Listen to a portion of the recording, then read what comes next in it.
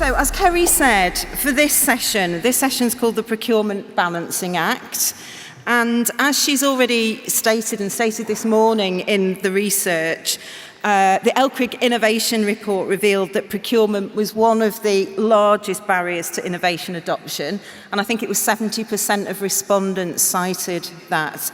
And so I guess there's this constant balancing act between cost and quality, risk and efficiency, short-term savings over long-term value, compliance and agility. And when you add into the mix the requirement to embed social value into contracts, it's no wonder that procurement can become a complex challenge, especially when you're trying to introduce new products, services and ways of doing things. So in this panel session, we're going to hear from National Highways. Well, hey, National Highways.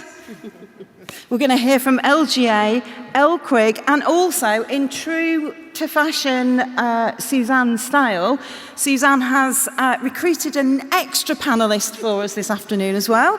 And so Steve wasn't aware that he was joining the panel until a few moments ago, and Steve is from the Crown Commercial Service. So let me just introduce the rest of the panel to you. So we have Tina Holland, who is Programme Manager, Procurement and Commissioning at Local Government Association. So Tina, I understand that you're currently the local government lead for the implementation of the Procurement Act 2023, supporting compliance and innovation across all services. So that must be a real big job for you as well. We've got David Civil, who is Senior Procurement Manager at National Highways, where he leads the team managing the social enterprise DPS. So looking forward to hearing more about that.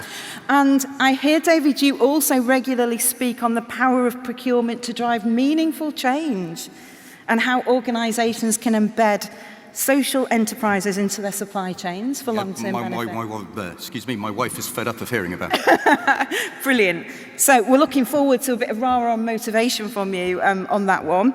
We have, as I've said, we've also got a new recruit, Steve Sopp, who is commercial lead at Crown Commercial Service. And Steve works on the innovation procurement system in partnership with LCRIG. So thank you for joining us. And of course, we have our very own Susanne, who needs no other or further introduction. So without further ado, can I start by opening the panel with you, Tina? And really, I wanted to reference the LCRIG Innovation Report, where procurement was noted as a barrier to innovation. And as people have said, and I don't know how true this is, procurement always get a bit of a bad press, don't they? And I don't know whether this is justified or not. But being a barrier due to being complex, rigid, and overly focused on low-cost, short-term metrics, making it hard to trial or scale innovative solutions. So, do you think, in terms of the Procurement Act 2023, do you think the Act will go some way to addressing some of those issues? Thank you. Just, on that point, procurement get a bad press. Everybody blames procurement. Oh, yeah, we get that. We blame legal, I'm just telling you. So it all goes around, and they probably blame the service areas as well. So to answer the question, the Procurement Act 2023, but it didn't come in until February this year. So it's billed as simpler, more flexible and transparent and encouraging innovation. So I suppose if you take that into account, then I suppose it was previously complex and rigid. But I just think that sort of was a bit of a perception thing, because I didn't find it to be overly complex and rigid. Because I was, probably because I sort of understood it a little bit more. So we've always been able to innovate. There's nothing new in this act that sort of says you can innovate now and you couldn't previously. We've always been able to do that. The Act does do something more on the language, I think, as well. It makes it more obvious that you can use most advantageous tender rather than most economically advantageous advantageous tender, which people seem to think that that meant you've got to have the cheapest price. Definitely didn't always have to have the cheapest price, but it's more obvious now that the economic thing has been taken out. Like I say, it did come into force in February this year, and procurement people are still working through it. And I did speak to a lot of councils prior to the Act go live who said, we're not going to do any complex procurement this year. We're going to wait for it to bed in. So we know there's not a lot that's sort of happened at the moment, but it's starting to trickle through now. So yes, I think it is more flexible and transparent now. Okay, thank you. And that's quite interesting because the question I was going to put to Susanne was around most economic advantageous tender to most advantageous tender. That's a bit of a mouthful to say, isn't it? And the shift in terms of the evaluation. And so I was coming to you, Susanne, because can you tell us a bit more about how the LCRIG IPS, the Innovation Procurement System, was already perhaps working towards this before the introduction of the new Act? Yes, so I am so glad Steve sat next to me because I feel like a gatecrasher on this stage. But essentially, the IPS being created, certainly it was Martin Duffy and Jason Sprague that kind of worked tirelessly with Crown Commercial Services to put this together.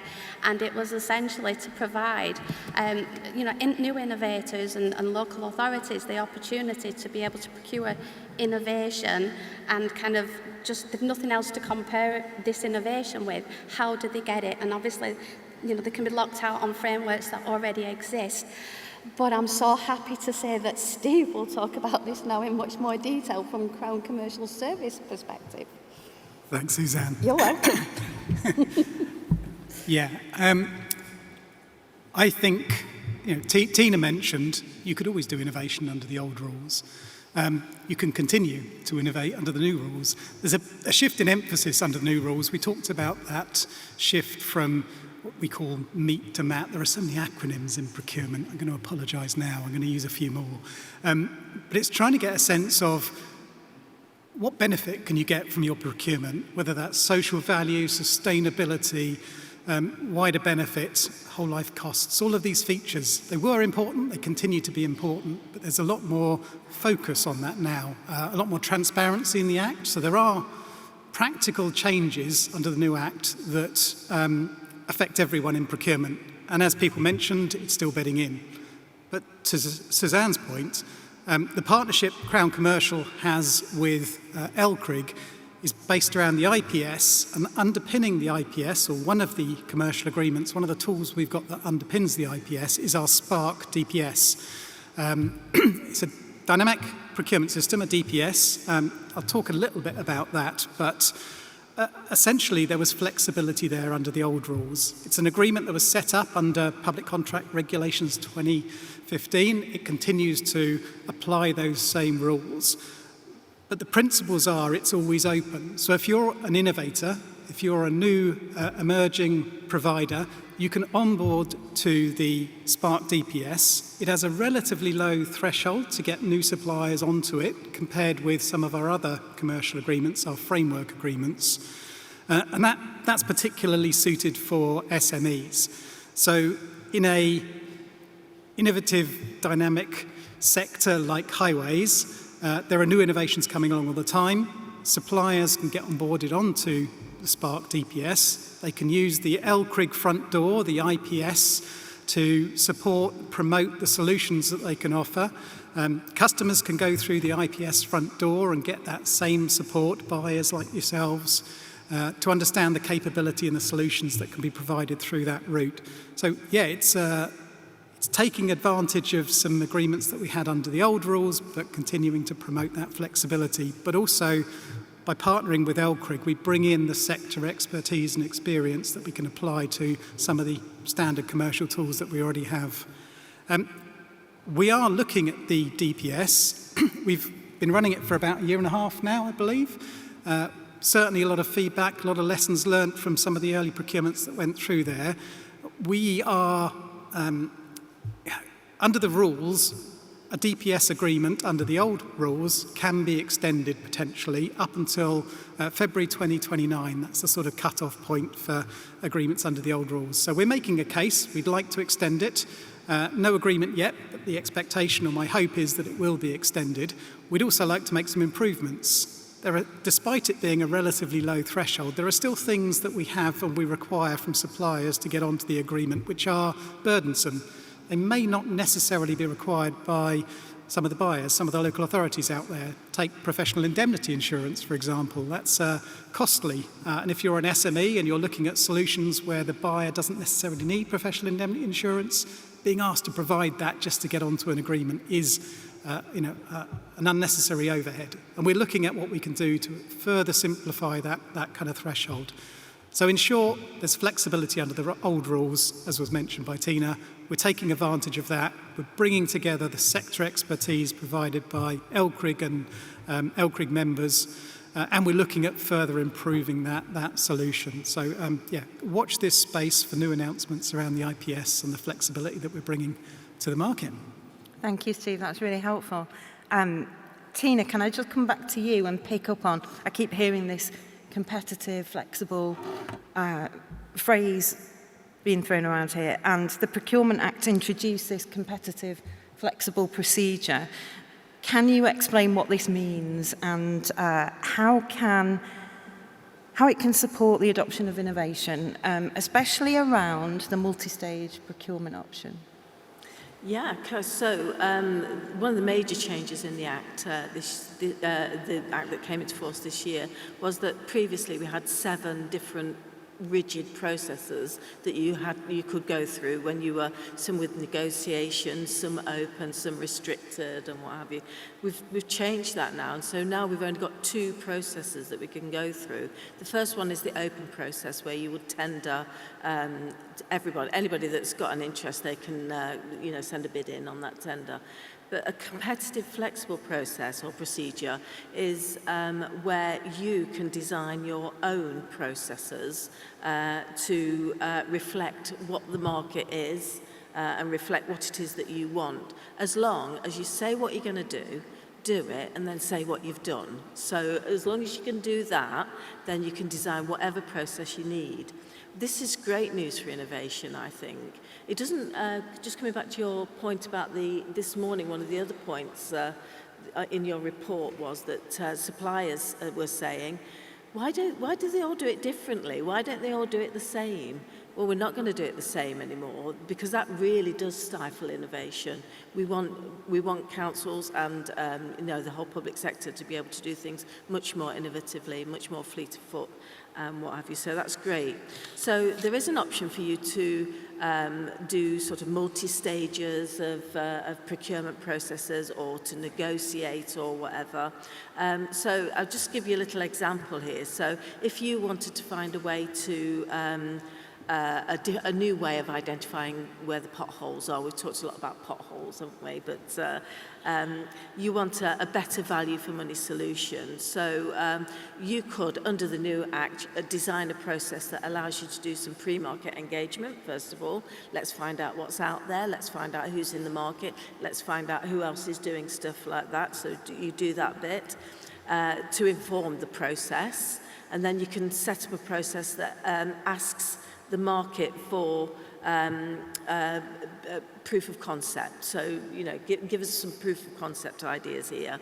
And then you can select from those best proof of concepts to take those through to the tender stage. So you could, big market, middle-sized market, and more manageable market to go through to proof of concepts in the tender process. So essentially, you can do really what you like, but yeah, definitely those multi-stage things, we're anticipating that there'll be quite a lot of that coming forward in the new competitive flexible process. Okay, thank you. And from your research and speaking to you earlier, you said that you haven't come across many authorities who have trialled competitive flexible tendering, but you have found that some authorities are still using the innovation partnership procedure. So what are the differences between the two? And are you expecting that the innovation partnership procedure will be phased out over time?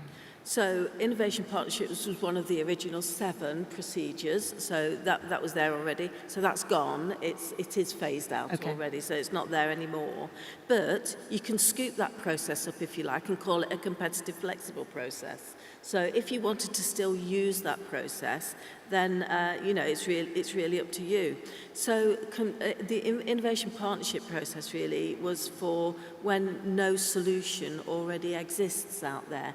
And one of my old procurement colleagues used to say, I'm looking to buy something that doesn't exist yet, that blows my mind, how am I going to do that? So in an IP process, you really co-develop a solution between you and the provider, if you like, and then at the end you buy it. So that's sort of the way that the IP process. It's sort of combined research with the procurement process. That's the IP process. So competitive flexible then, as I said, already allows you to develop your own processes linked to your specific need at that specific time. You can go single or multi-stage, you can do dialogue, you can do presentations, you can do site visits, all of those things. It really does encourage innovation. And you sort of engage through the process, if you like, as well. But not necessarily to co-develop something. This is sort of really making it more open. And of course, competitive flexible is suitable for most procurements, I would say. Thank you. That's really helpful. We have some questions for you. So I think Kerry is going to load those, a couple of questions that we'd like you to participate in. So is the Slido working this afternoon? If you've still got the QR code, here we go on screen. So were you aware of the competitive flexible procedure? Let's see what we have to say in the audience. Oh, no. Oh, 50-50. I don't think I have an answer for 50-50.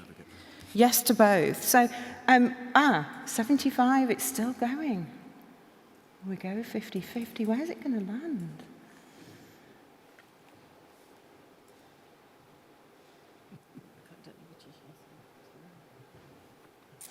Backwards and forwards. Okay, so the majority have not heard of this before. So this is something I understand LCRIG we can provide some more information on and point you in the right direction.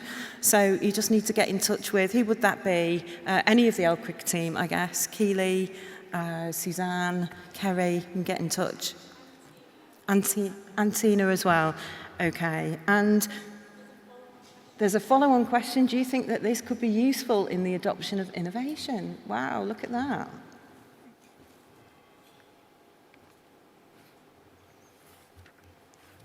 So most of you are saying yes to that as well. And I don't know whether is there any comments that have come through? Option 4, I don't know, but people are choosing it. What's option 4, Kerry? But people are selecting option 4. You're not permitted to ask that question. Yeah, you're not committed, you're not sure. Okay, sounds like it's a good thing, but a lot of you haven't really heard of it, and so probably some more information coming your way. So Tina. Can I just say, you really do need to speak to your procurement team early. As soon as you know that you want to do something that's slightly different, they'll love it, I'm telling you, because they have a lot of forms to fill in. So, if you get to them early, they would really, really appreciate that, I think. So. That's true. We do crave human contact. We do. Are you locked away in a room somewhere without seeing any humans? Okay, David, let's come to you then. So this question is really about social value in contracts and the requirement to embed it and it adding perhaps another layer of complexity. Or maybe it doesn't. How do you ensure social value is delivered without creating barriers to innovation? Or is it actually the opposite in that social value can reinforce innovation? No, thank you, Jo. And I think that's a really good question. The emphasis we give to this is not unlike a sort of glass half full, half empty sort of scenario. Absolutely, we can look at the requirement to embed social value as an additional layer of complexity, and certainly it could be seen as yet another hoop to jump through in regulated procurement.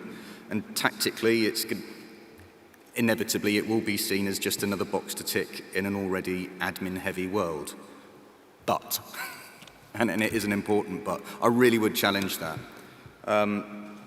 The social enterprises in the UK offered those of us in public sector procurement a wealth of opportunity. Give you a few stats around that. There are over 131,000 social enterprises in the UK with a collective turnover of some £78 billion, whilst employing around 2.3 million people. It's not a small sector. A great many of these organisations outperform other businesses when it comes to growth and product innovation, creating jobs and a more inclusive economy. Social enterprises can be found all across the country, and research shows that they're much more representative of wider society, particularly in their localities. So they're more likely to be run by women and people from racialised communities. They empower communities, they tend to pay more fairly, engage their staff and beneficiaries in decision making. Many social enterprises are closely entwined with the communities that they serve, so they know them inside out, and the salaries that those employees earn stay within those communities to be spent in that locality. So you're not funding consultants from North America with the shareholders in the Cayman Islands, for example. Okay, thank you. So tell us about the National Highways Social Value DPS and how authorities and supply chain organisations can actually make use of it. Gladly, thank you. National Highways Social Enterprise Dynamic Purchasing System was not named to trip off the tongue. CEDEPS, as we've come to refer to it, is a procurement platform, not unlike IPS, that specifically targets public spending to VCSEs. I will try to make that the last acronym. That's the Voluntary, Community and Social Enterprise Sector. So we have in effect created a free electronic marketplace where the social enterprises are the stallholders, arranged across 12 different categories, from signage to waste management, advocacy to landscaping via printing, photography and more.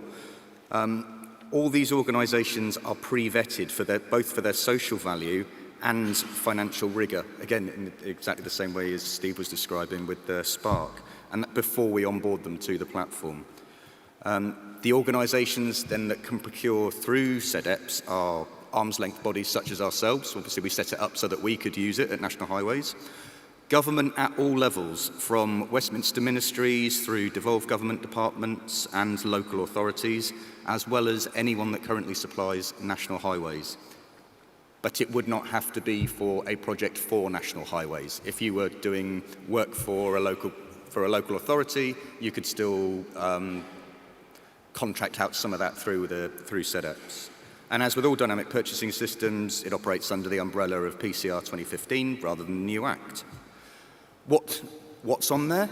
There are 96 suppliers live in the system, and all opportunities are competed through a specific lot. We cannot direct award through a DPS, and this level of competition means that we can also drive value for money for you and the precept payer, whilst we deliver social value and positive societal change. It really is a win-win, and not just because that's my job, and I like it. If you're a local authority or other public sector entity, if you're already a supplier to National Highways, we can help you issue your requirements to an ever-growing pool of social enterprises. I've got another 9 to assess over the weekend, for example. We run a monthly cohort to deal with the admin side of it always being open, if that makes sense. So we can meet your procurement needs and improve the lives of those in the communities that you all serve. So if you have any questions, if you'd like to know more, would like to tell us why you think it wouldn't work for your authority or organisation, genuinely we're interested, please do contact my team or myself and we'll be very happy to help. Cheers. Thanks, David. And so we have another slide out, don't we, on this one, Kerry? Before today's session, were you aware of the National Highways Social Enterprise DPS? Let's see. This will be a real one for you. I don't know. No, 100% no. Not quite. Are you aware of it now? Is that all of the responses? That was a very quick. So, David, it feels to me like this is an opportunity for you to Feels like we've come meet to the right some more conference. humans, Yes. yeah, and talk about it. Okay, people, hooray. thank you for that. And Susanne, I just want to come back to you and the IPS as well, because we've seen some significant contract value and spend figures going through the IPS since its creation. So, what would your message be to the authorities and suppliers looking to use it? Well, the brilliant thing about it is the support is there from us at LCRIG. Obviously, we've got all our members. We're speaking to all authorities. Any authority wanting to kind of find out more information, I'm always available for a call. The organisations that are in the private sector, you know, the innovators, we support them at the Innovation Festival, we're supporting them with the introductions through membership of LCRIG. And then, of course, when it gets out of my comfort zone for the specifics and the legal side of everything and the governance, Crown Commercial Service, the staff there, and certainly Louise and Sandra are always available to help. And it's just such a supportive mechanism, and all authorities can easily use it. They're already on it, and it's just a case of us being there to make it happen. And you know, the value and the success of the contracts that have gone through so far is testament to kind of what it's, you know, was set up to do, to support innovation and unlock those opportunities for SMEs that wouldn't have had that opportunity otherwise. Steve. Yeah, what can I add to that? Comprehensive reason to kind of explore and use it. I scribbled down a couple of notes. In terms of suppliers, if we've got suppliers in the room, the IPS is a route to market. You know, compared with a commercial framework agreement, the entry threshold is quite low. It's relatively easy to get onto the agreement. There's still work involved. But it's a compliant route for the public sector to procure. And that's an ideal selling point. I mean, if you're a supplier, if you've been upstairs talking to people about the innovative solutions that you can provide to local authorities, have you talked to them about the route to market they can use to access those solutions? Well, the IPS provides that kind of wrapper. It's not just what you've got, it's how do people access it and buy it and procure it. And if you're on a commercial agreement, a compliant route to market, it just makes it easier. Don't get me wrong, if you're on the agreement, it doesn't guarantee you spend. You know, you're going to have an innovative product that is in demand for the public sector. You're going to have to continue to do your selling pitch, but you've got that route to market to kind of underpin and back that up. If you're a local authority, reach out to LCRIG, reach out to CCS. We can help you. We can help you access market intelligence. The suppliers that are on the agreement. Before you start a commercial agreement, you can reach out to suppliers for insight. You do need to be careful. You do need to speak to your commercial team, you know, just to make sure that the engagement is kind of fair and transparent. You don't want to open yourselves up to any risk. There's a lot of intelligence that LCRIG has collected, that CCS has with our supplier base, and we can help you understand what the market can deliver. We can put questions around unmet need, around demand to the supply chain to understand their capability and what they can do. So please reach out, use it. It's there for you guys. Thank you. It sounds like it's a really easy route and access for SMEs and pretty flexible for local authorities as well. And I think building on what Kerry was saying and introducing this morning, maybe also to look out for the National Innovation Network, where we're going to be doing a lot more at LCRIG to support the sector in innovation adoption as well. So a final closing question to be teed up by Kerry.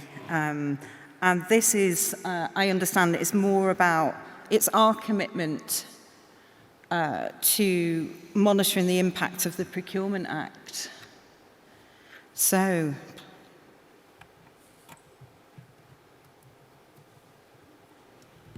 what's been your experience?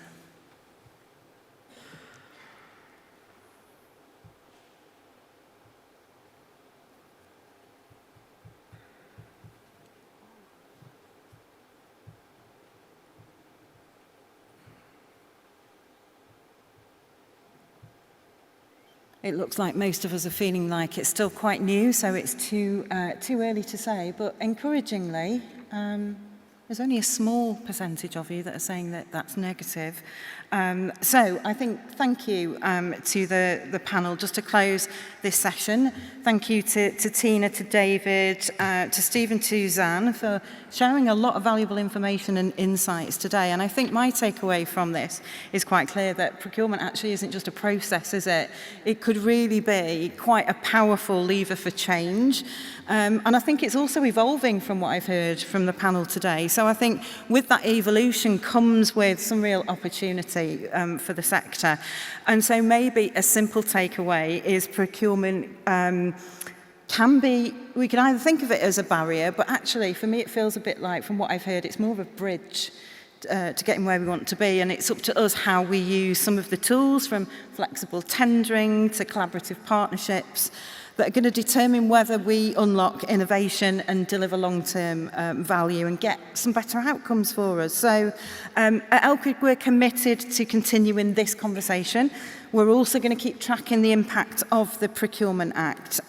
So question for you, and a plea really, if you are still trying, or you're trying new approaches, or you're embedding innovation into your processes, we'd love to hear from you, hear a bit more about you and what you're doing, so that we can share it. Kerry's introduced like the knowledge network and the innovation network, and so this is really, I think, the start of something even more exciting. So thank you ever so much again to our panel, and to all of you as well for joining in this afternoon and for answering our questions as well. I wonder if we could make procurement not just a balancing act, but maybe a catalyst for change. There's one to throw the gauntlet down, and that might be the way that we can start making even more progress in the sector. So round of applause for our panellists. Thank you very much.